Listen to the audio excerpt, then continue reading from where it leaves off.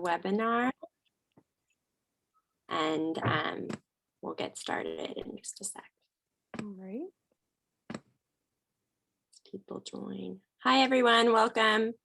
We're just going to wait a few seconds as people join. Thanks for being here tonight. I'll wait until we have a critical mass and then we'll get started.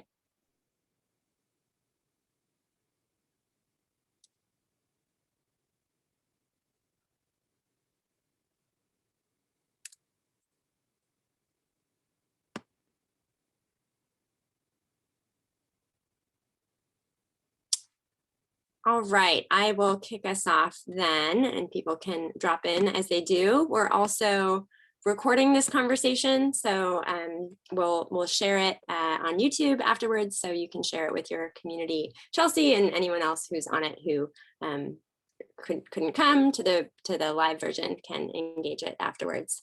So welcome, thank you for joining. I'm Emma Saperstein. I am the curator of the Harold J. Miosi Art Gallery at Cuesta College here in San Luis Obispo, California.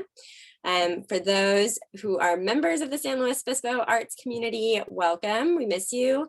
We love you. It's been a long year and can't wait to see you again soon. And for those of us who are joining from another part of the world, also warm welcome to you and thanks for spending this time with us.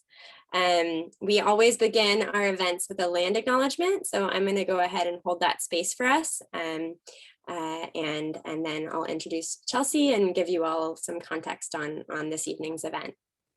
So I'll do that now. The Harold J. Miosi Art Gallery gratefully acknowledges that our gallery rests on traditional lands of the coastal band of the Chumash Nation, including the Abispeno, members of the Chumashan language family, and any other native tribes who made their home along the west coast of California. As a step towards acknowledging and honoring this sovereign nation, our organization pledges a commitment to Indigenous rights and cultural equity. If you would like, you can feel free to enter the acknowledgements of the land that you personally are on if you are not in San Luis Obispo County. I will just wait a moment. People choose to do that.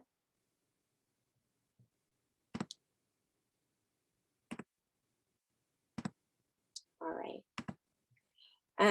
So I want to share a little bit about our partner in this event, Race Matters. So as many of you know, this event is our 8th laboratory series, which is a conversation series with Black identified artists and is in collaboration and solidarity with Race Matters San Luis Obispo. Race Matters SLO County is a Black-led, multiracial organization of volunteers whose mission is to center the lived experiences of Black and other people of color through anti-racist education, cultural projects, and rapid response to racial and social injustice, especially necessary in our predominantly white populated community. Race Matters envisions a community that pushes no one to the margins, celebrates diversity, and works together for racial and social justice. I believe my colleagues supporting on the back end are sharing links where you can access Race Matters website, so feel free to do so. We've also shared in the chat, I believe, a link to the Miosi Gallery website that has some of our other programs and events outside of this series. The best way to keep in touch with us and follow our events is through our newsletter, which you can sign up to on that link as well. So I want to give you all a sense of what to expect for this conversation. In a minute, I'm going to give Chelsea the floor and let her share about her work for 30-ish minutes, no hard stops. And then I will rejoin to help facilitate questions from the audience. We officially have until 6:30, but I'm very conscious of the fact that we are all Zoom fatigued, and so we'll sort of wrap up when things come to a natural end. The past few sessions have ended right around the hour mark. And in advance of me rejoining the conversation, supporting the moderation, I want to acknowledge that this is an interracial dialogue. And as an interviewer in this context, I am a white person who directly benefits from the oppressive systems and structures of white supremacy. And I bring that charged history and framework to my own framing and communication of questions. It's our practice that in commitment to paying attention to the dynamics of questioning, I have support on the back end to adjust incoming questions from the audience when needed so that they invite the most constructive conversation. In general, we really want to maintain this space for our visiting artists, in this case, Chelsea, to respond or not respond to questions and to guide what they want to share about their work. So be cognizant of that as we move forward.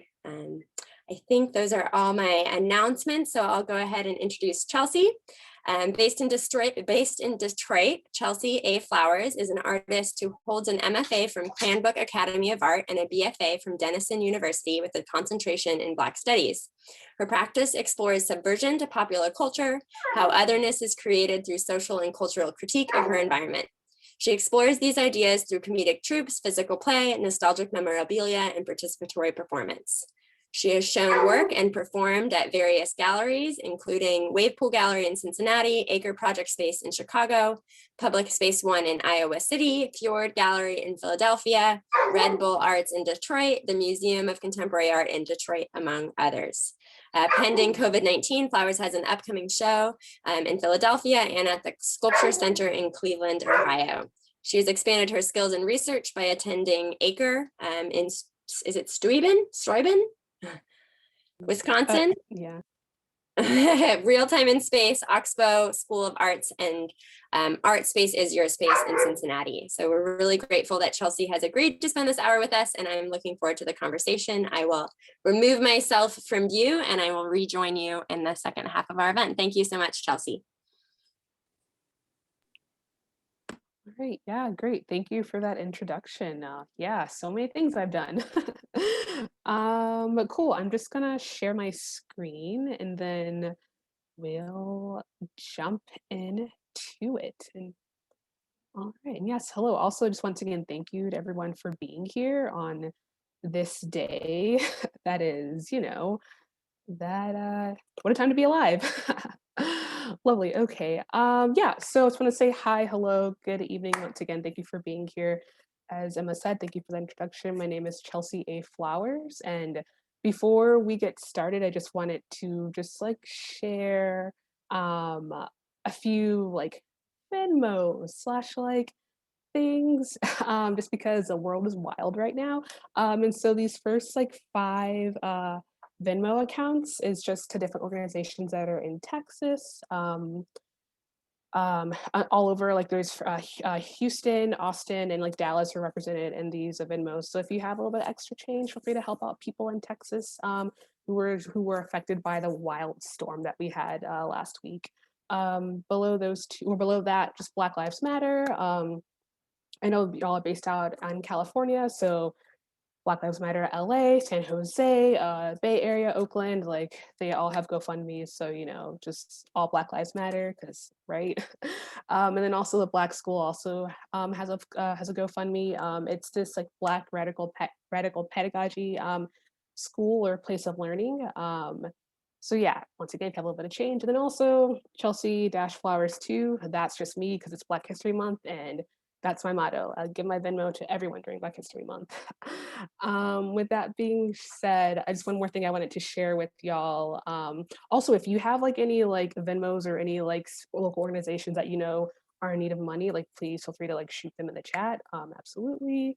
Definitely just finding ways to support each other. But also super quickly, just wanted to share that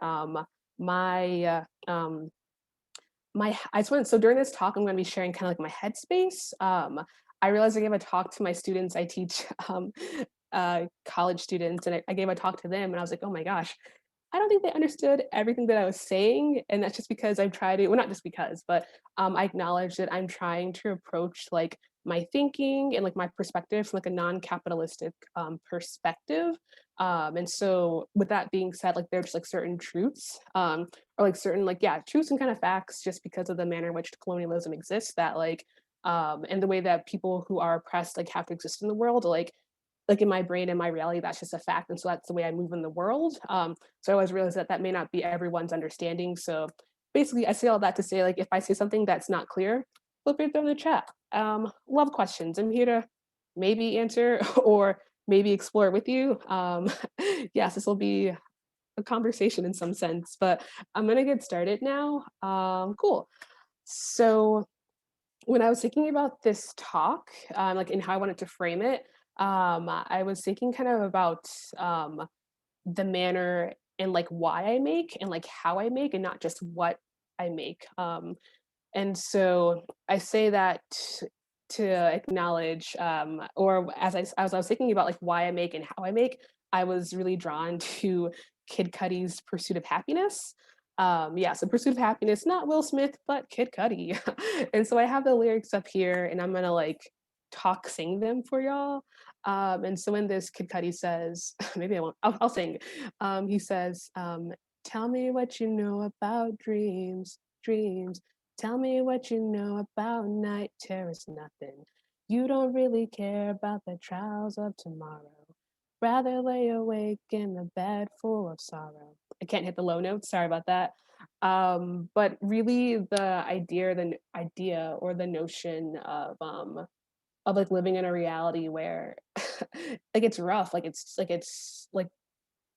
reality kind of causes terrors, like this idea of kind of a bed full of sorrow. And like this is kind of leading into the piece that I'm gonna share, the first piece I'm gonna share with y'all.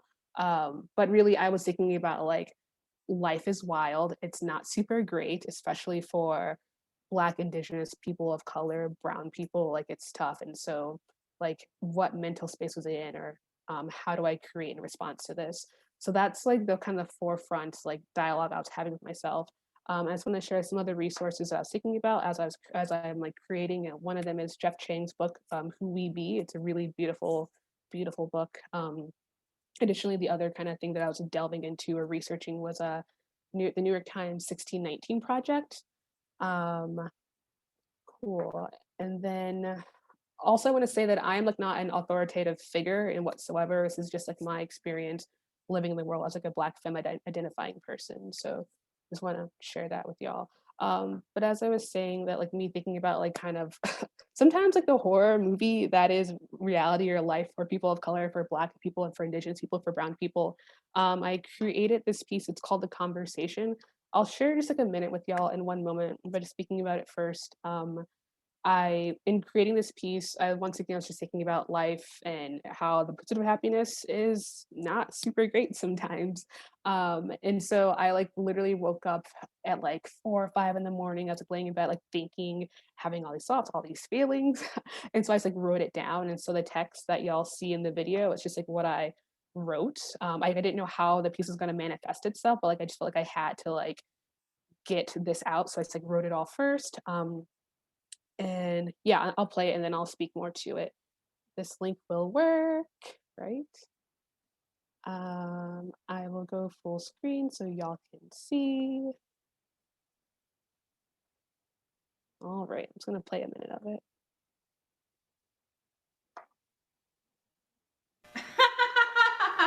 Kelsey, I'm gonna pause you. I'm sorry. Yeah, can you see? We cannot.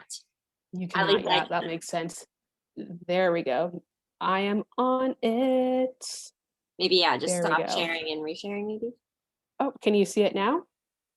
No, I think sometimes if you stop sharing your screen. Oh, now I can. Now I can. Oh, I just stopped. Okay, I'm gonna share it again. Okay. Okay, perfect. Here we go. Cool. All right. Starting it over. Thank you for letting me know.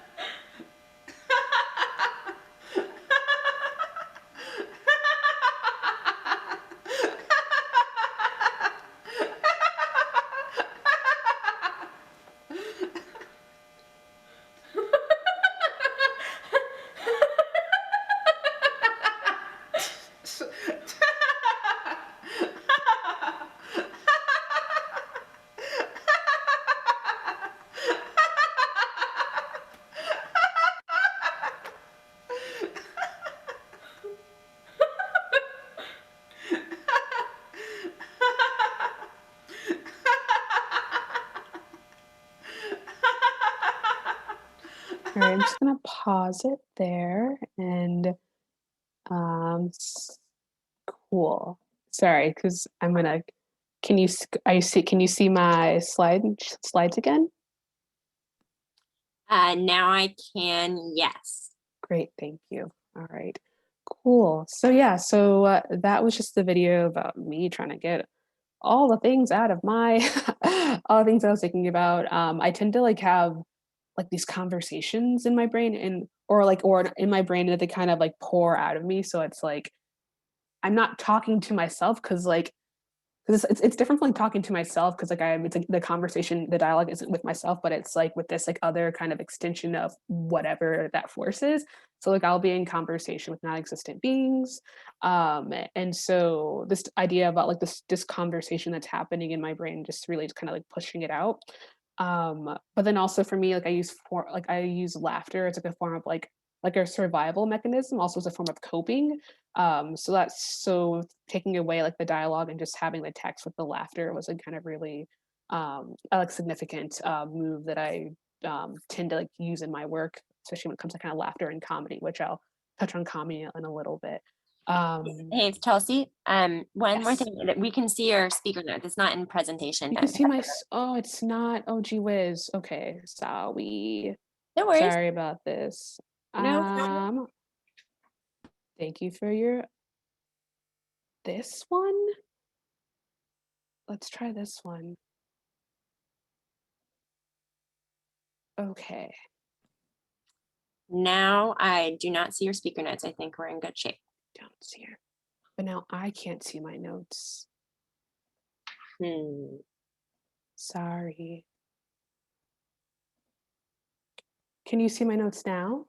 No, but Awesome. now I can. Oh, you can't. Oh my gosh. All right. Well, you know what? Who needs notes? I love just not doing things that Well, I take whatever plan. time you need if you want to figure it out.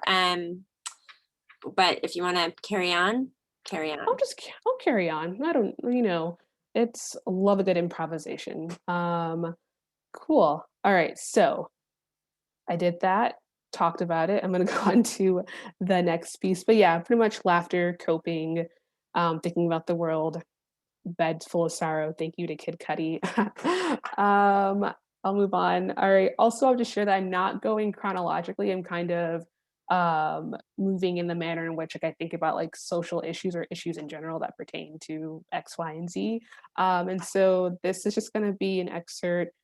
Um, we're going to have some more fun screen sharing situations. But this is just an excerpt from, I spent some time at a residency in ACRE, or it was called ACRE. It was in Steubenville, Wisconsin. And it was very, very far western Wisconsin, where it was a very, very, very rural space. And so this is back in 2017. So this is like right after I graduated from grad school and I still had like the placenta of being pushed out of the educational institution like still sticking to me. I was also very like financially, like emotionally, and just like fiscally fragile and vulnerable.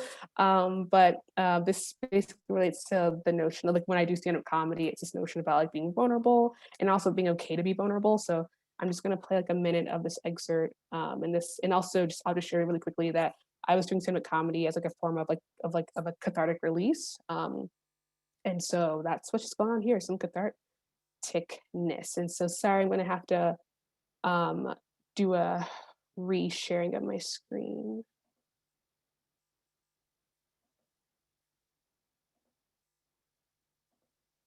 All right, I'll just play a minute of this. Totally really cool. So yeah, I'll get us started with with the show. I was gonna say it's been really great. I brought my notes so that I wrote this today, and I don't tend to remember things very well, so I've got some notes. So I was gonna say it's been really great, like meeting everyone here. I think I talked to pretty much almost everyone, which is like one of my goals whenever I go somewhere new. I'm not that great at talking to other people, so it was fun. Thanks for not laughing at me. Although I will share that just being here at ACRE is sorry, it's so distracting. Being here at ACRE is definitely like me out of my comfort zone. I was telling my parents, I was explaining to them like where I was going, what I was doing, and then their first like response to me was like, "Do you love yourself? Like, do you like body humanness?" And like I guess like to clarify or to share like what they meant when they said that is like in their minds they envisioned like black girl plus the middle of Wisconsin which to them means AKA white people, plus like a farm equals lynching.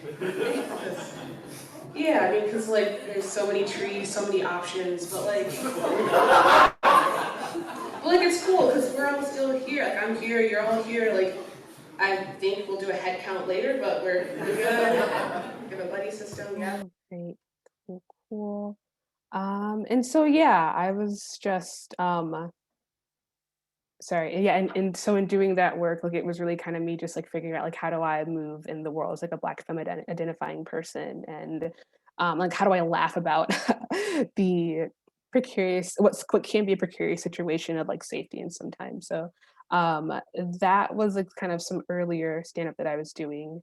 And so that work actually led, or that kind of bit, or that idea of that bit led into this next piece that I'm going to share, which is called the Melanated Corner. And so once again, just me kind of like processing and thinking about grad school is like a wild place to be. I mean, art school's wild, grad school's wild. Never a place that breaks you down emotionally and financially, and does not build you back up. But yeah. So here's just a piece. So here's some work that was building off of that previous bit that I had shared.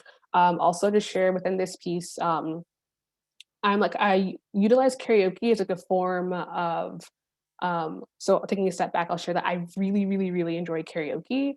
Like there's something really funny about the idea of it. Because like karaoke, it's karaoke is it's like this idea, like as a performer, you're performing the way you think or you envision like the original is, but it's your rendition of it. And so it's kind of like it's like a bootleg, like it's kind of um like a not a mimicry of it. Like I think a lot about oh my gosh, what's it called? Hito Starrell's In Defense of the Poor Image, like how it's like the bastardization of like the original thing, like quoting that really gnarly article. But I'll just play like a snippet of this video. Um, all right, I'm gonna do a new share.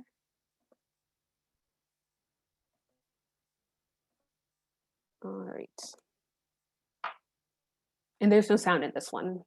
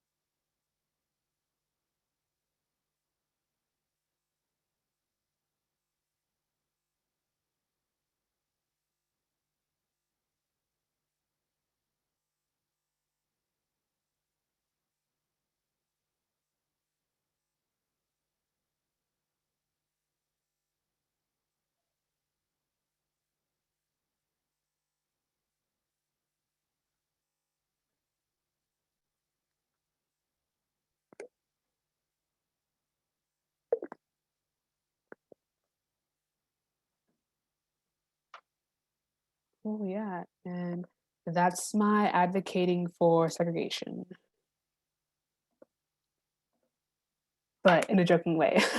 Also, I'll just share really quickly that the Melanated Corner video built off of the previous clip that I showed. Like the punchline of the previous clip was like, once again, advocating for segregation. But moving on to like the next kind of point of interest. So I wanted to pause for a moment just to talk about like how I engage in study, or like in research. And so like for me, like I find like study and research and kind of like any form of as in any form of engagement with like social media or like any like articles or kind of any print or any text or whatnot. And so like for me, research will look like me just poring over like Netflix specials or like looking at YouTube and kind of watching like stand-up specials, or like stand-up snippets because I'm really curious about like the body language, the topics, and like maybe like the writing of like how someone decides to like address an issue. Like Um, I really love stand-up comedy. I love like learning and watching from different comedians and even like podcasters and just like writers and whatnot. And so I just wanted to share kind of some of the other resources that are like really kind of helped me process these things. There's a podcast. It's called My Mama Told Me, and it's hosted by Langston Kerman, who is like a really gnarly comedian as well as a host of the show. And then additionally, in thinking about studying kind of research the undercommons, this book is called Fugitive Planning in Black City by Fred Moten and then Stefano Harney, Harney. And also, I'm in a really fun reading group. Shout out to Knox Library. And it's in this reading group is being led by Lorena Cruz, who and so like in this reading group has really kind of helped me like sophisticate or articulate better like how I think about like research and study, and also like how I engage in like study for my own research. With that being said, I utilize the Boondocks as another form of like research. I'm just going to share a short clip with y'all, and it's this clip kind of really is going to lead into the next kind of series of work that I'm going to share with y'all. So let me do a new share.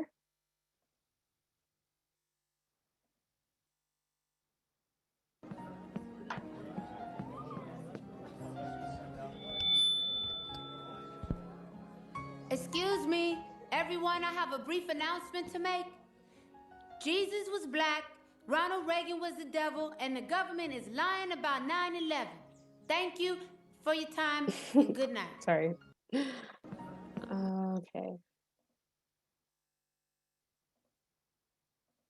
Yeah, it's a great show. It was like a comic. It's like a comic strip, and then it turned into a show. Very enjoyable, pretty well written the first few seasons. But anyways, yeah, the Boondocks. If you get a chance to, well, it's on Adult Swim. I think it's on HBO Max right now, but I'm not plugging them. Moving on. So anyways, so what I'm pulling from like that clip was this idea about Ronald Reagan. I created this series of work. It's called A War on Partying. It was a mixed media installation. And really the driving force behind this work was I had the pleasure of doing a residency in Oakland. I was at Real Time and Space, as it was mentioned. Shout out Real Time and Space. But while I was there, I was actually like, weirdly surprised, or maybe I don't know, maybe like my ignorance or my privilege, but I was surprised at like how not prominent, but how visible crack was. And I'm not like stereotyping or like, pigeonholing, but I think that for me, I was just like in my brain, I was like, oh, I thought we moved on to meth. Like, what's with all the crack? Which I know it sounds terrible. And so then for me, I was thinking about, and so then that really kind of prompted my like research and kind of my engagement or my thinking more about generational trauma or kind of generational, trauma that happens that occurred from Ronald Reagan's administration, and really how like, and I know that Reagan's just like one person, but like his administration, the people that were kind of like voted in to like protect, and well, not to protect, but really to like kind of make decisions that were meant to be best for people, instead kind of push through laws and upheld like ideologies that really harmed Black and Brown people, and just like people of color. And once again, kind of pushing through this generational trauma, it's still relevant or today, maybe in a different form, but like it's still there. And so that's what I was thinking about as I was kind of creating this work. And then additionally, during this time, I was working when I was at the residency, I like needed some extra money. So I like worked as like a birthday party entertainer for children. And so this idea about like the superfluousness of like birthday parties and that aesthetics was like very much on my mind. And so I was thinking, well, how do I combine these two ideas? And it kind of ended with like a facetious birthday party for Ronald Reagan or for his ghost. And so just in this image, I have like a cake. Oh, that cake was so good. I got it from a local bakery in Detroit. It was very, very delicious. We ate his face. And these goodie bags that people in the audience or visitors could take like a goodie bag. Inside the goodie bag, there's everything you actually needed to make crack. So there's a little bit of Coke, a lot of flour, rat poison, and baking soda, and then you can get your own water at wherever. I didn't provide water, but yeah, so people could take the goodie bags. No one ever did. I guess they didn't want crack, but yeah. So there were goodie bags. There was I was entertainment for the evening. So like I would performance. So this is like a close-up of like the stage area. You can't really tell in the image, but there's like a mic stand underneath this mask of Reagan. This is just what like the space would look like. Then I'm just gonna move on. Oh, this is an image of me, like this is a still for me performing. And during this time, I was kind of just like roasting Ronald Reagan's ghost. It was like a maybe 20-30 minute bit, just once again about generational trauma, oppression, and then really just having a chance to like roast his ghost because, you know, just got to give it up for Reagan. And so then in addition to like there being this like multimedia elements, there were like, a few videos that I made. And so kind of combining the idea of the karaoke, of comedy, and then also I was playing with sound during this time and this idea about laughter and laugh tracks and how laugh tracks are like super just like fabricated and like ridiculous. So I was kind of playing with all these ideas. And so let me do a new share again. I'll share a snippet of this video, and it's called "Why I Can't Sell My Eggs." Oh, of course. Why would you?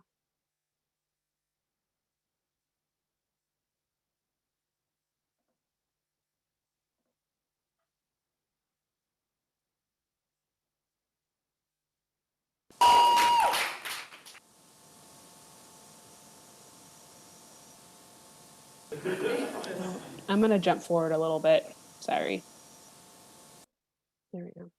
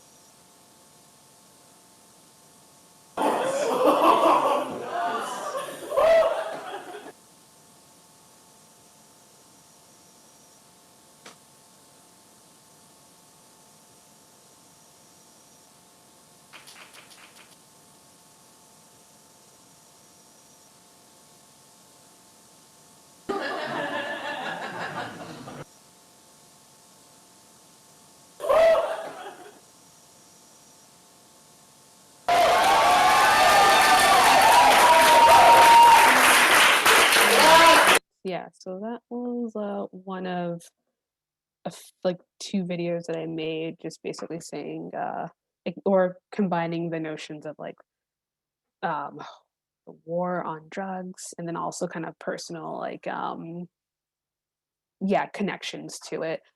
Um, and then also and then also there's one thing I just kind of wanted to like just acknowledge. Like I mean, I like touch on it in the video, but one thing that I kind of really press upon and just really like to kind of emphasize is this notion of like just how wild like how wildly racist it was. And so like I mentioned how like even the language and how we acknowledge or talk to people, really people that just like needed help that you know shouldn't. Oh yeah, prisons, what are prisons, I don't know, what are jails, they're not good things. But people who just really needed help but instead were like imprisoned or put in jail.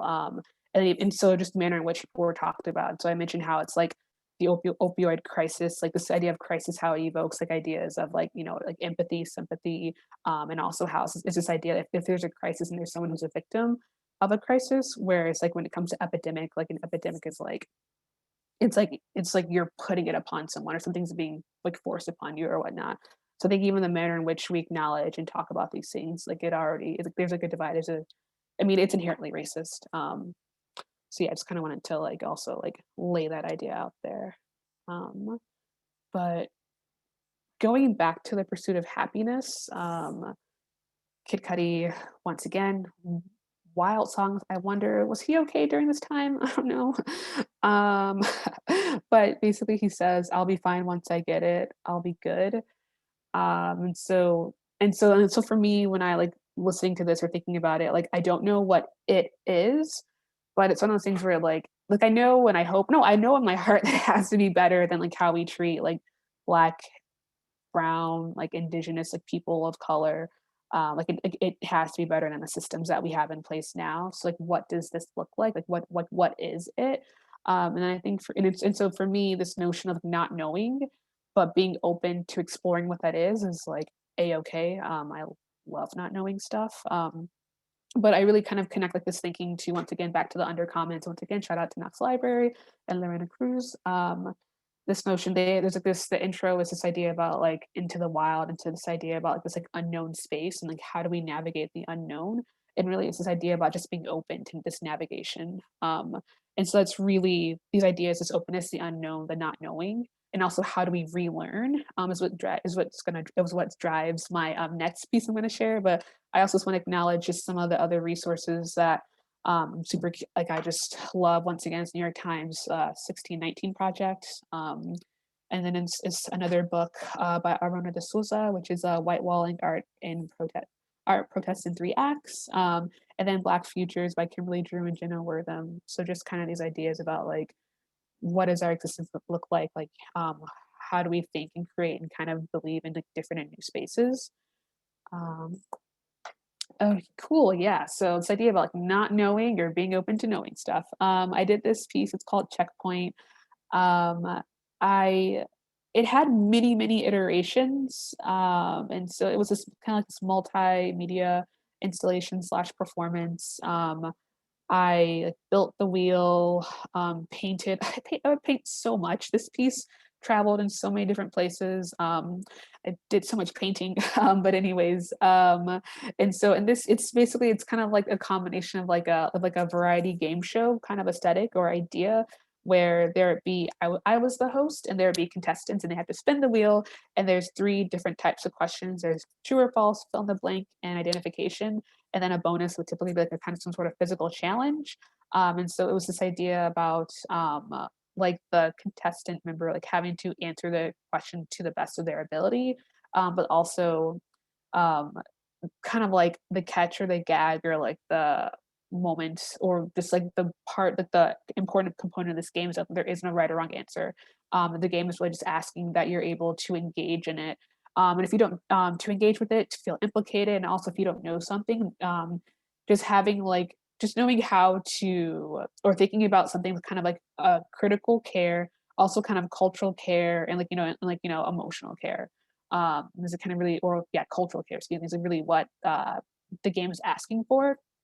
And so it's less about like right or wrong, but more of us like how do you find the answer to this game. And so it's like performative of like me, but then also of the contestants. We have another contestant here. It also like, there's typically an audience for it, so you can kind of see some audience members' heads over to this right hand corner. And I'll just share some of the questions. Could be anywhere from like, what was a question? One question would be like, what day did Beyonce turn Black?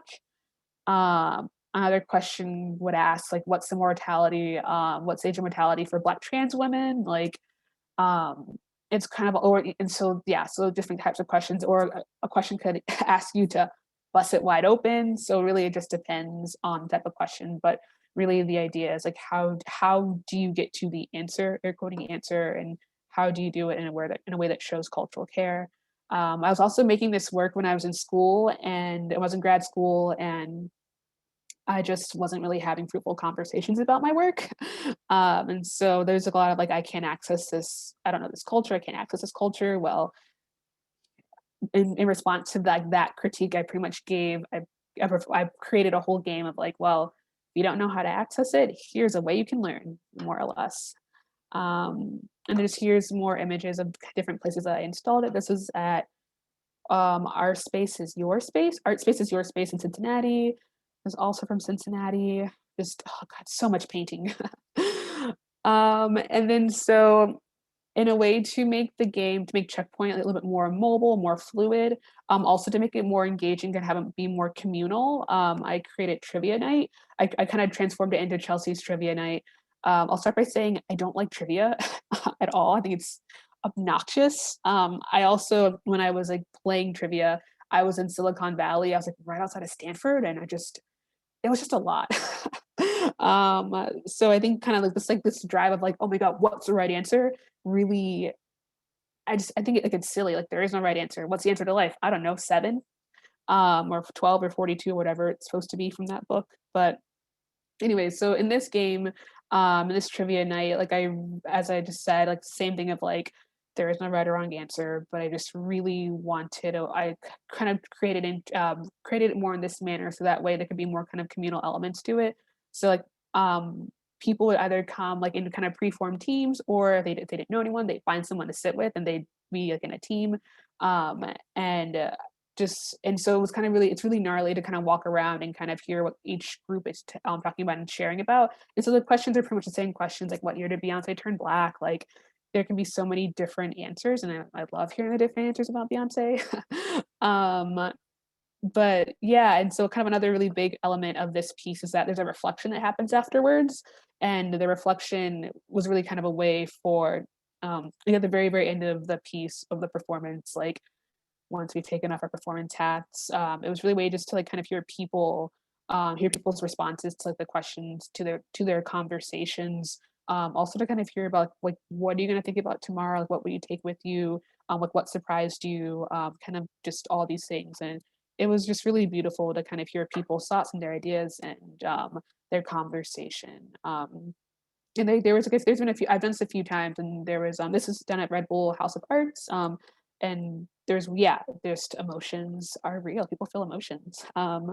She's in a back end, and then there are contestants or the different people. This is like a bonus. They wanted bonus points, and so they're doing the crank the Soldier Boys crank dat dance. But yeah. And so cool. So I've been talking for a while. Oh my gosh. I'm gonna end with this notion of like so this is Back to Black Futures, really gnarly book. Lovely job, Kimberly Drew and Jenna Wortham.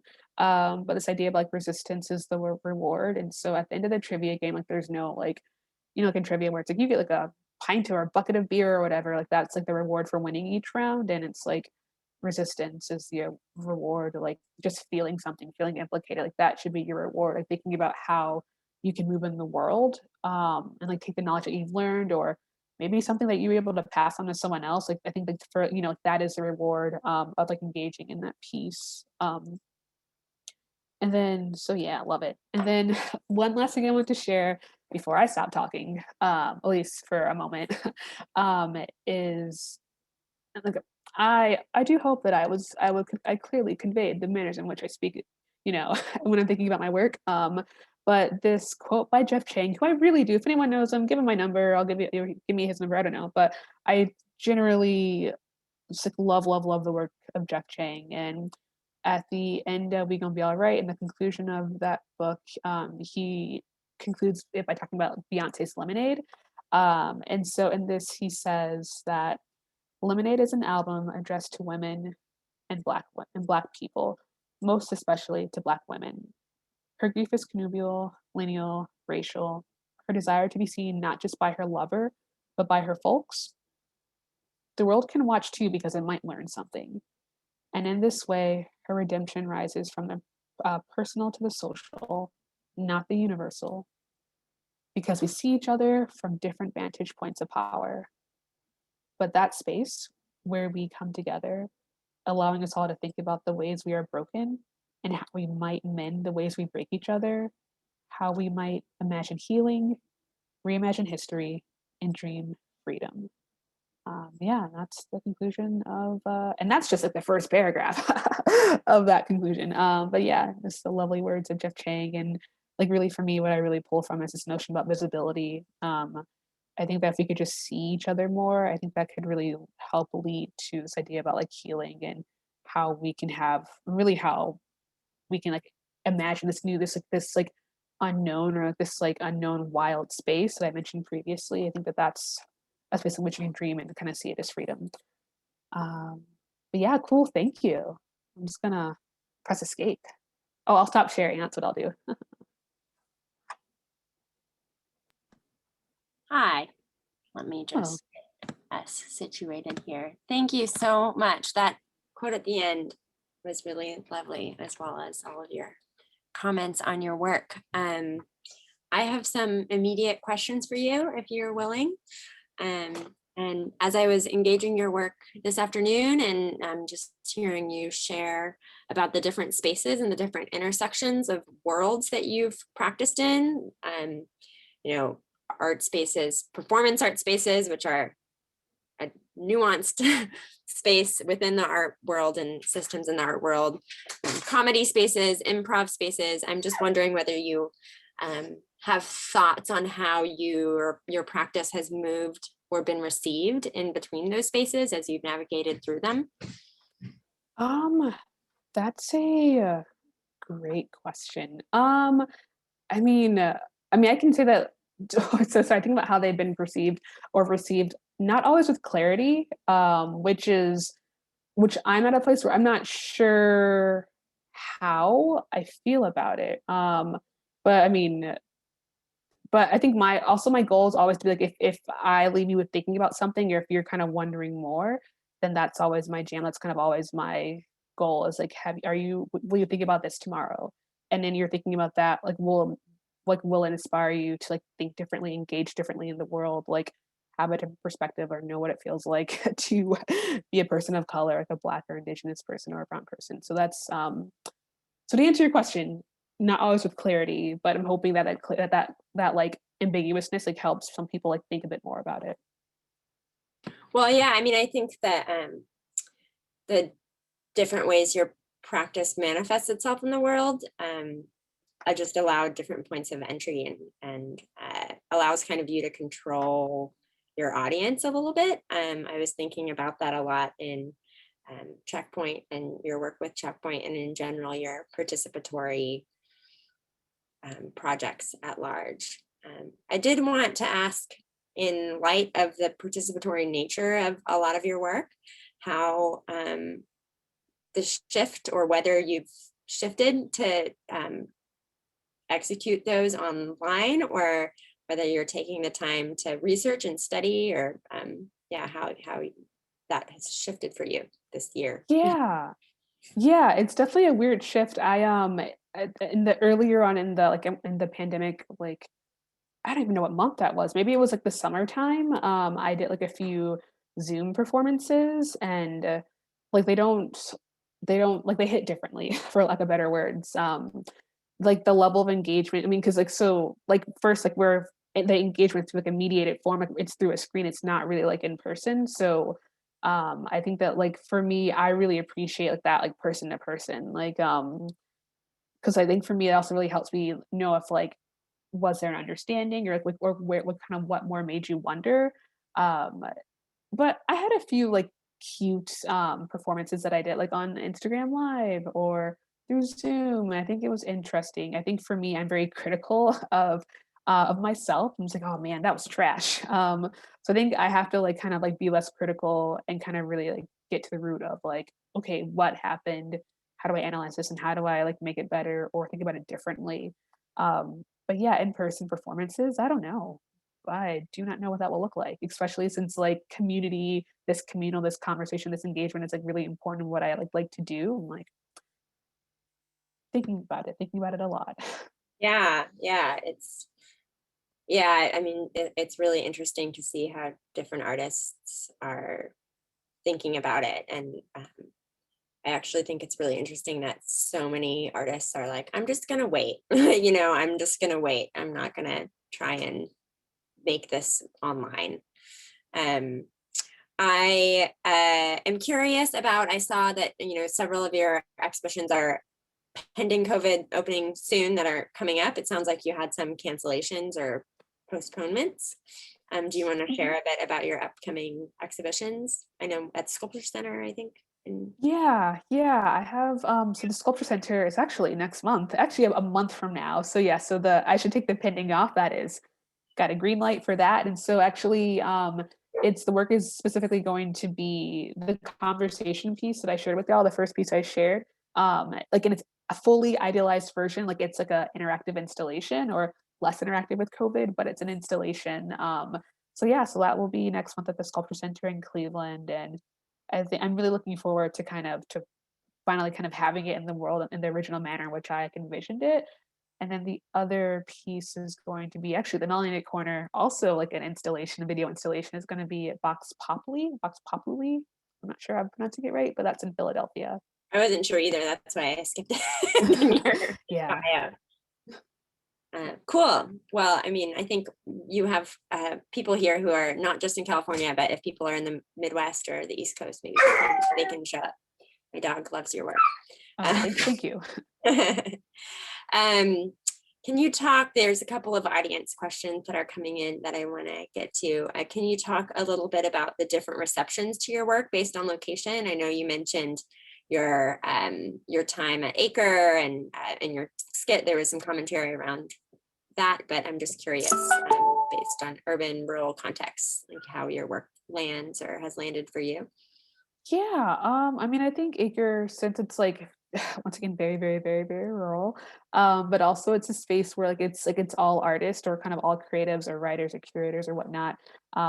So like that, like the reception there was like interesting. I think people were willing to like laugh at themselves, or it's like they're aware that like yes, like the critique is like you and in this space, but then also like it was like okay, you got me. I acknowledge, So like that was like interesting reception.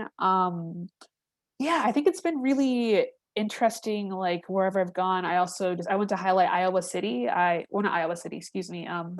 Kansas City. I like roasted Ronald Reagan's ghost there. And yeah, no, sorry, people are just like super interesting. And just depending on the city, it's super interesting. But I also had a chance, like I don't love a heckler, but I'm like, yeah, audience member, what do you think? What's your story? Come on up and share your perspective. And so I had a audience member really who was alive during Reagan's presidency, who was like, yeah, it was trash. And like I once sorry I didn't have my notes visible. But I also realized that like one thing I forgot to mention is that like yes, like black and brown people, but then also really just marginalized like people that like, low income people, like queer identifying people, like his presidency was not great for a lot of people. And so I had a young man share really about like really how like yes, crack, but then also AIDS, like how just rampant and how really Reagan's anyway, so we had a really interesting moments of storytelling and also acknowledgement of like the AIDS crisis as well, which is one thing that I don't particularly like touch on just because that's not I think I need more knowledge there. I need to learn more. And so it was a really great chance for me to learn and to have that kind of conversation and that engagement with this young man in Kansas City, which is actually in Missouri, not in Kansas. I didn't realize that until I had finished my set. But yeah. Yeah. Yeah, I'll have to look it up for you and send it to you. But the artist organizer I know, Daniel Tucker, did a whole residency around Reagan that involved, there's like a time capsule that has like ephemera from Reagan's presidency and some place in California. I'll have to look it up and send it your way. It might be interesting. Another audience question. The videos that utilize language that is the only graphic on screen, so the karaoke pieces, has a rhythm like stand-up. Is audio readings a part of your process before you go to language only, or how does that work? How does that work come into being? Sorry, I got caught up on audio readings. I'm not sure what that means. I think it means like, do you do the karaoke works ever become participatory, or do you have a practice of preparing or reading the text out loud before you integrate them or as you integrate them? I think it's about the process of making that work. Got it. Yeah, I mean, that makes perfect sense. They're reading it a lot before I just put it on. Typically, that's a great question. How do I do that? I mean, I think it's like a lot of like in the shower. Shower is a great time for me to think and to process and either cry. But that's also so like I'll think about things, whether it be like in my bed or in the shower, and then I'll like take a note of it. And so then typically it's kind of me just like putting my notes together. And so back to like some of my favorite writers or like comedic writers, like the way in which they write and how they kind of tell their story. I am highly influenced by that. So I definitely like want it to be so stand up, yes, is a part of it. And storytelling, like how we kind of get to the punchlines, definitely a part of it. yes, if that answers that question, I hope that it does. Yeah, no, that's great. I'm really curious and interested in the karaoke pieces and how they are presented in gallery spaces. I think I saw some images online, and yeah, I really appreciate that work. Um, have you incorporated, another audience question, have you incorporated music into your work as a sound element? You've referenced um, several musicians in your talk, but silence itself being its own sound as well. But how do you think about music, or do you think about music playing a role? Um, I haven't. Do I? I did a collaboration with another lovely artist, Tiana Bowie. Shout out to Tiana. And so there's kind of like musical components in that. But typically, I tend to not have music in my works. Like, and I think like I mean, also for me, like silence, I think is like super powerful. Like, I love a good like active listening exercise. And so kind of silence, or just also knowing the fact that the idea of like silence is an okay response. You don't have to always say something.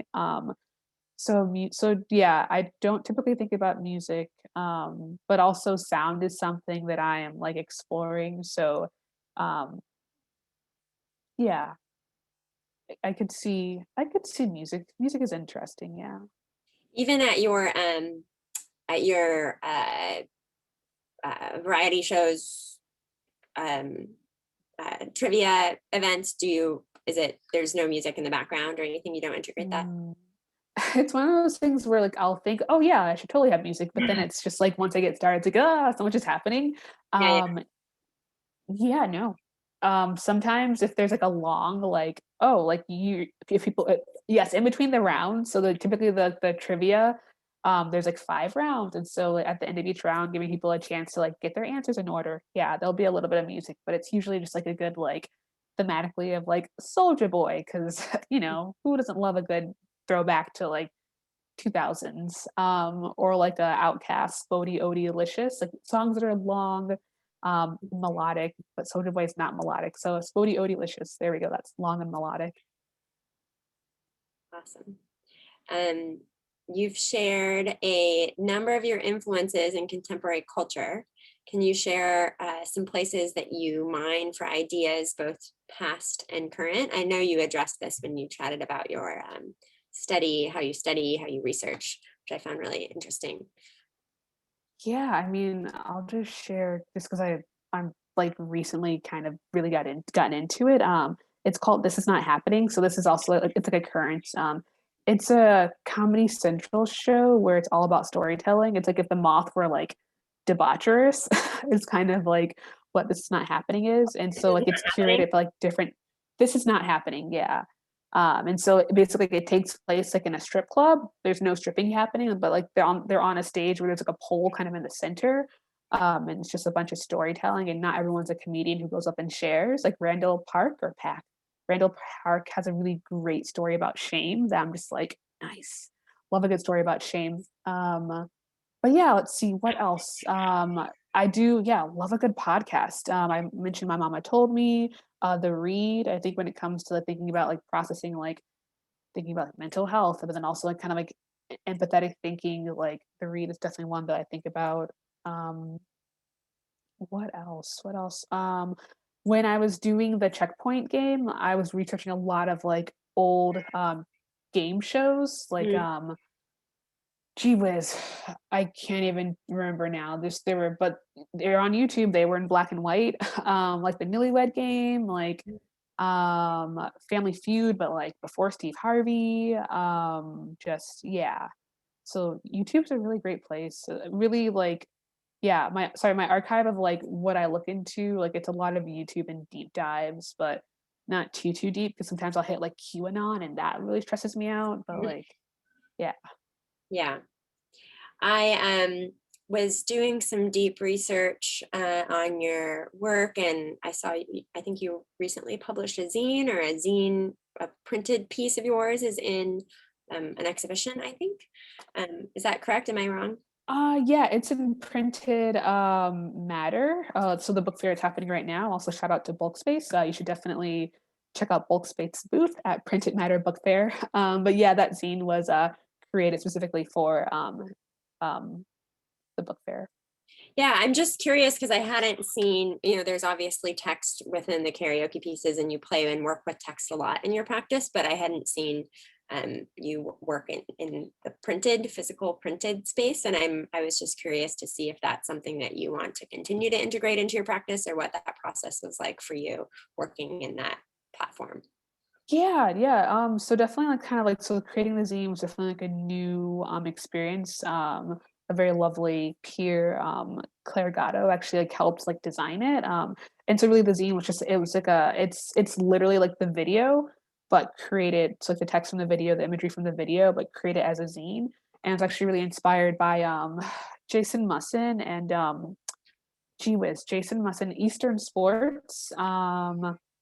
Oh my gosh, and Alex DeCorte, their exhibition, and then the catalog from that exhibition is called Eastern Sports, and it's just visually really beautiful. It's an installation that's like it's a multimedia installation that includes like like video and then also kind of poetry as well. And so that combination, I loved how it was done. So that is yeah, so that's what I was thinking about, and I was really excited. And the zine, I view it as like that's just like a chapter in a larger book. So yeah, I'm very curious or kind of thinking about like how do I expand or how do I create like like the 4D into like a 2D or kind of like a 3D or at least like a book is yes what I'm trying to say. Love it. I didn't know that printed matter was online this year. I will have to check it out. Yeah. And then I'm going to keep going with my own questions because we don't have a ton more audience questions, but I have a few more questions for you if you have the time. Mhm. And that is, I saw in your artist statement or conversation around your upcoming show at the Sculpture Center that you spoke about your practice dealing with emotional labor. And I think you spoke about that in your artist talk as well, but I'm curious if you have any other comments about how you see that being a recurring theme or whether you want to continue to work with that as a material. Yeah, I mean, or I say yes, but also, yeah, so emotional labor, it's definitely very, I mean, it's a lot to do. As I mentioned earlier, how like I'm like really critical of myself. And so I think so the checkpoint game and the trivia game, it's like, it kind of comes in waves where it's like, I'll do it, I'll be really stressed about it, and then I'll like take like a few months off and then I'll get back into it. And so I think to try to like regenerate or rejuvenate, at least the emotional labor when it comes to performances, like it really just comes in waves. And then also if I just like feel like inspired to like do something or create something, then like I think like I don't want to say the burden of emotional labor because I think it's also like liberating to like to share this information and to engage with people in this way, like, even if it's very emotionally taxing. But yeah, but really just it comes in waves. Yeah, like seasons, Yeah. stages. Yeah. And then I saw that you've done some work with the Gray Center, like in Chicago. Yeah. Maybe 13 years ago, I was a young, very green intern at the Gray Center Yeah. in Chicago.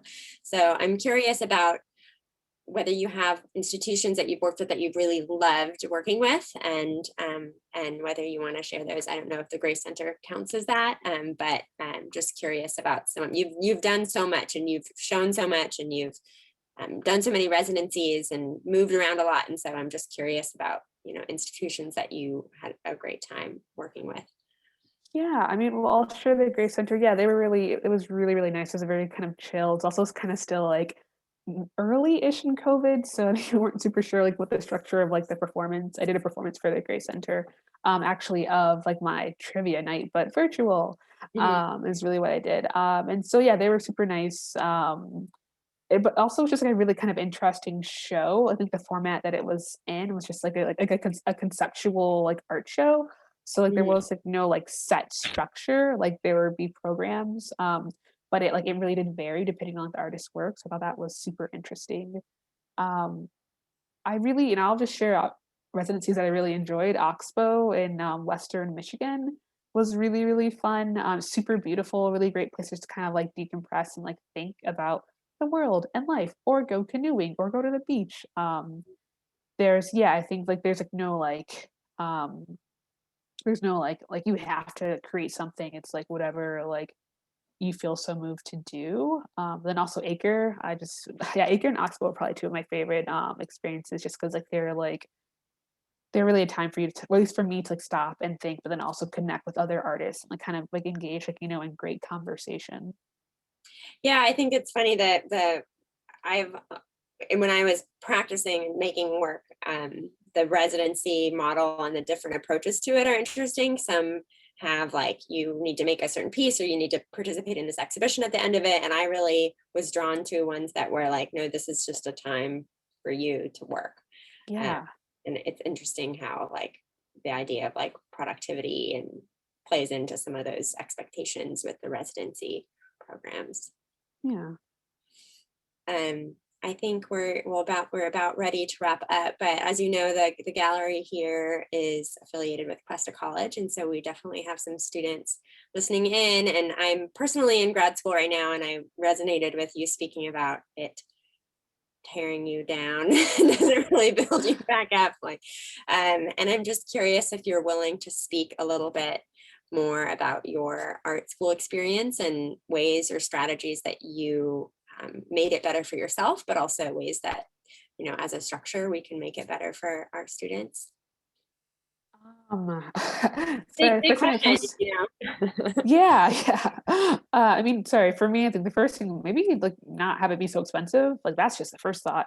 Um, like make it affordable. Yeah, I mean, I think that's a really great question. I feel like my grad school experience also, I think it's like super different from like maybe other people's experiences, just because the school that we went to, or that I went to, like there were not classes. Like it was like, oh, it's more based like in studio practice, and you you have your studio there critiques, and and then also, and that was like really the only structure.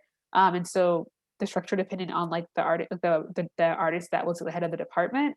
And so while I think I had a very interesting cohort, I appreciated the perspectives that were within my cohort. Um, I do think that the method of like tearing someone down just to build them up or not build them up is not enough, or at least in my opinion, I don't think it's super effective. I think that there are other ways in which we can educate and also kind of and affirm, or just people and grad students. Yeah, what's a good system? That's a great question. But I think also taking away the financial burden of it would have lightened my mind and my heart while I was there. But yeah, I think also, grad school is a very peculiar place. Oh my gosh. The Wondrous Life of Oscar Woe, or Wow. The author of that book, I'm sorry that I'm blanking on his name, but he has a really kind of beautiful essay about grad school and what it meant for him to be a person of color, and kind of also how there's like this, not like universal, but how there are many people of color that have kind of very similar grad school experiences, and he talks about it in his article. And so I've kind of, sorry, I'll just like a tangent, I'll end it quickly. But I reference it in one of the pieces I didn't show up. I talk about how like I felt like I had 3/5 the education of some of my peers. And so I think the notion of like, how do we become, I think a component of like school of education should really just be like, how do we become like, I don't want to say culturally competent because it's not the right word, but maybe empathetic thinkers and learners. I think that would really, really help. Just because a lot of the feedback that I got my work is that people just didn't know what to say about my work. And like, I'm paying all this money for you not to know what to say, like try something. But yeah. Sorry, so that was a tangent, but that's where I'm at. That's okay. No, I really appreciate your thoughts there. Well, I suppose a good way to end is, I mean, maybe not, maybe this will start us on a whole other conversation, but I was doing some, in my reading for your work, there's, either you self-described or someone described your work as interested in the visibility and disembodiment of the performer. I can't remember whether you self-described that or someone else said that about your work, but since your work requires participation, much of it requires participation, requires audience. I'm just curious if you have comments on, how you see yourself fitting into that space. Yeah. I mean, visibility, I also didn't talk about it, but I talked about like in my artist statement.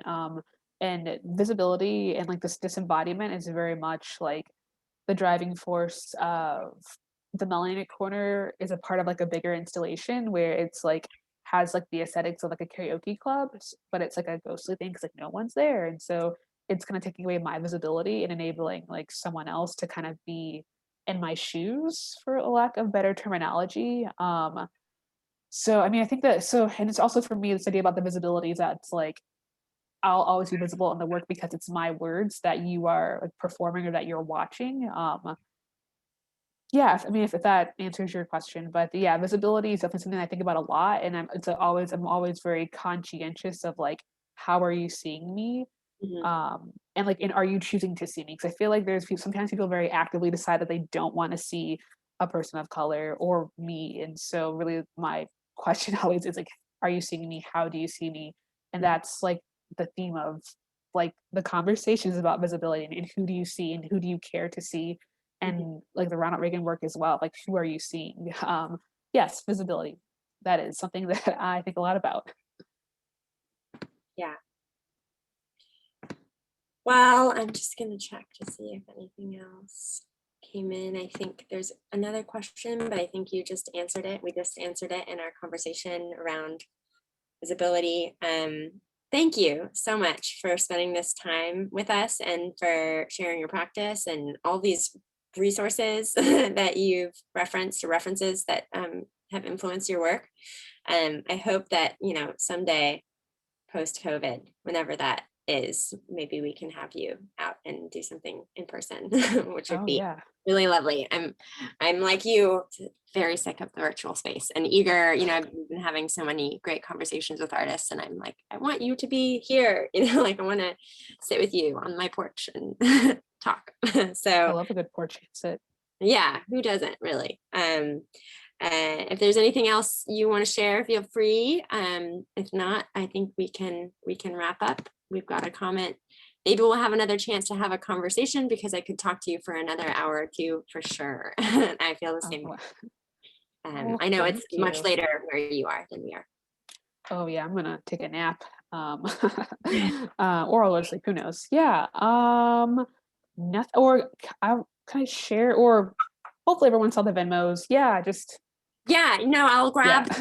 We typed them out and shared them in the Oh, chat, cool, but I'll grab cool. them. I'll grab them again just so people can have those as we're wrapping up here. Let me just put them here, panelists and attendees, and then for those who have joined in live, we have recorded this conversation. So if there's anybody you think might be interested in it, please share both the Venmos and the link. I'll make sure that it goes out to our mailing list and goes on our Instagram, etc. So Chelsea, thank you. It's been such a pleasure to be in conversation with you. Everyone, thank you for spending the hour with us and we'll see you at our next event.